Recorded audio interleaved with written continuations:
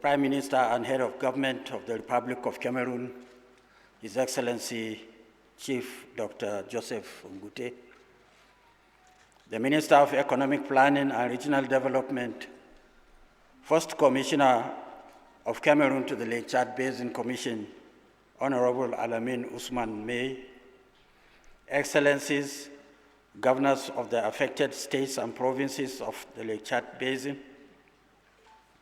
Excellencies, Heads of Diplomatic and Consular Missions accredited to the Republic of Cameroon, Excellencies, the Special Representatives of the United Nations Secretary General for West Africa and Sahel and for Central Africa, Excellency, the Assistant Administrator and Director, UNDP Regional Bureau for Africa, members of the civil society organizations, members of the press, distinguished guests, ladies and gentlemen. It is, as always, my singular honor and privilege to join our host, the Mayor of the city of Yaounde, to welcome you all to the third meeting of the Lake Chad Basin Governors Forum, holding in this beautiful city of Yaounde. Let me at the onset thank the President of the Republic of Cameroon, His Excellency Paul Biya, for approving the hosting of this regional meeting in Yaounde. I also acknowledge the warm hospitality and reception accorded to us by the government and people of Cameroon since arrival. You will recall that the inaugural edition of the Governors Forum took place in Maiduguri, Nigeria from 8th to 9th May 2018. The well-attended meeting was a landmark event because it marked the birth of the forum.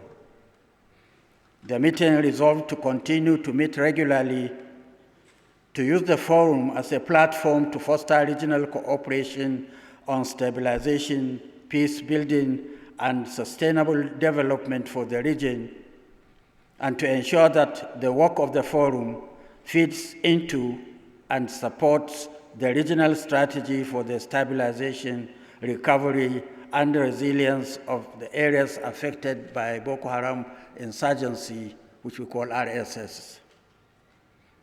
The second meeting, which took place in Niamey, Niger Republic, from 16th to 18th July 2019, consolidated on the gains of the constitutive meeting.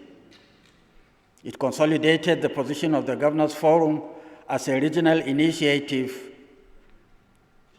and indispensable role in guiding and monitoring the implementation of the RSS to achieve stabilization, peace, and sustainable development in the Lake Chad Basin region.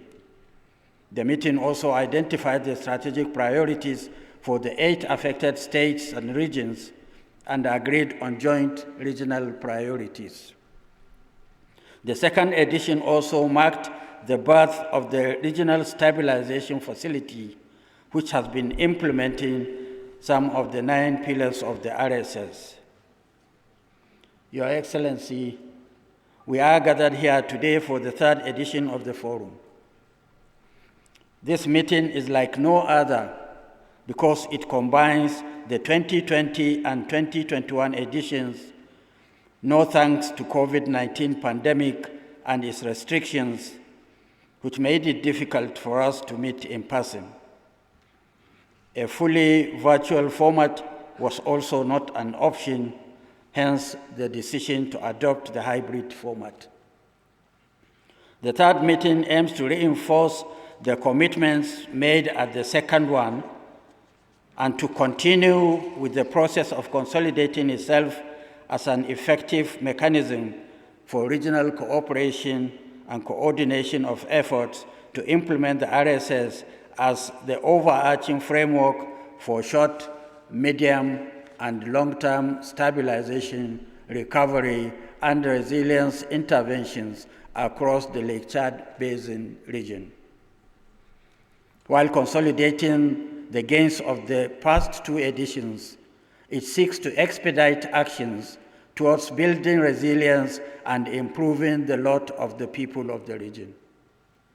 It is not surprising, therefore, that with each edition, there has been a significant surge in expression of interest from within and outside the basin, from individuals and organizations wishing to attend and contribute to the development of the affected area. This is indeed a welcome development, and we thank you for that.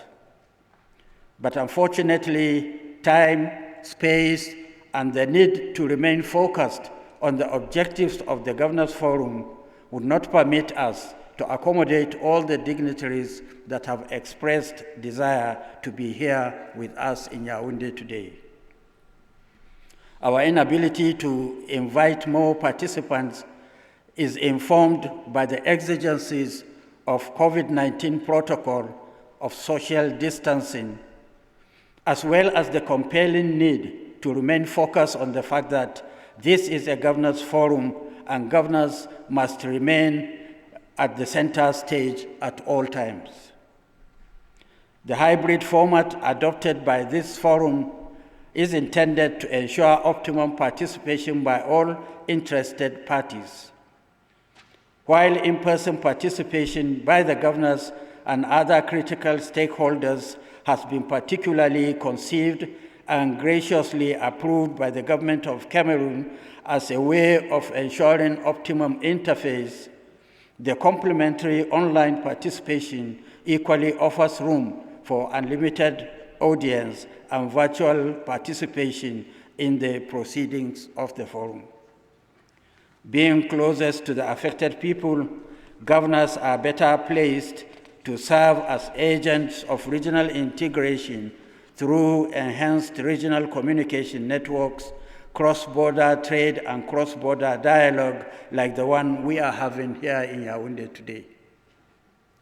The roles of governors as drivers of policies and initiatives at the grassroots level, as well as their efforts to ensuring stability and the resolutions of conflicts in the region cannot be overemphasized. We must therefore create sufficient space and time for them to be seen and heard, to interact, to share ideas, and to identify cross-border solutions to cross-border challenges that are facing the region.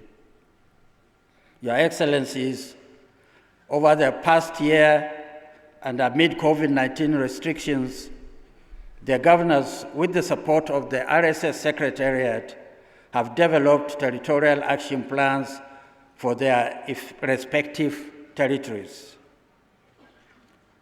The implementation framework for the operationalization of the RSS at the local level is anchored on these territorial action plans. Collaborative in nature and with a bottom-up approach, the TAPS development process has strengthened the current coordination mechanisms and has given all actors greater insight into each other's planning and sequencing.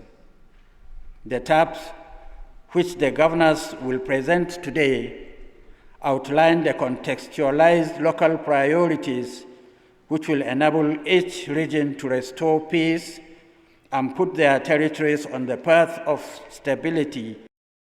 May I avail myself of this opportunity to request our respective national governments to kindly endeavor to integrate the action plans into their national development plans for these regions. With the completion of the TAPS, the regional stabilization strategy has arrived at a critical threshold in its operationalization, where its 9 pillars and 40 strategic objectives need to be translated to tangible and impactful actions on the ground. The strategy is at that point where all hands should be on deck to ensure its advancement to meaningfully impact the lives of the people of the region.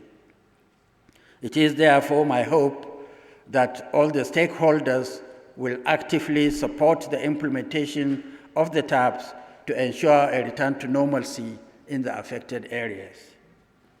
Your Excellency, since the last meeting of the Governors Forum, we have not rested on our oars in the operationalization of the strategy. The Lake Chad civil society platforms were established in August 2020 at both regional and national levels across all territories to boost their engagement as active agents for the implementation of the strategy. Their representatives are here with us to share their perspectives. Similarly, a regional platform of implementing partners across the pillar working groups has been created for synergy and coordination of actions. I am glad to state that thanks to the Regional Stabilization Facility launched by the UNDP on the margins of the Second Governors Forum in Niamey, significant progress has been made in the implementation of some aspects of the regional stabilization strategy. Progress has been made in rebuilding communities, in restoring social contract, in re-establishing and sustaining a sense of community safety, and in providing livelihood opportunities to some of the affected communities. We are aware that challenges of rebuilding the region are onerous and require huge financial resources.